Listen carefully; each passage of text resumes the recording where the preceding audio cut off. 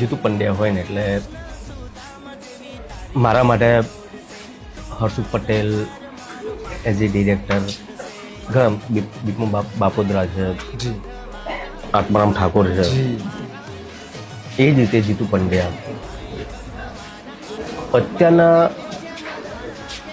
લોકોને શું જોઈએ છે એ જીતુ પંડ્યાને ખબર પડે છે બધી.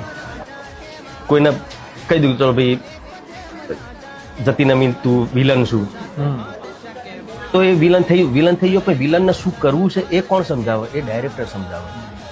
વિક્રમ ઠાકોરને કહી દીધું તારું આ કેરેક્ટર, તારું આ તારી ચાલીમાં તારો એક એવો રોલ છે તારો, બરાબર, એ ખાલી કહી દે. એનાથી વિક્રમ ઠાકોર કશું ના કરી શકે.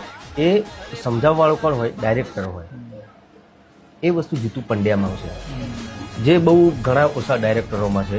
મેં જેની જોડે કામ કર્યું છે એમાંથી મોટાભાગના જે ડાયરેક્ટરો છે એ મને સમજી શક્યા છે અને સફળ ફિલ્મો બી આપી છે. એમાંના એક જીતુ પંડ્યા છે.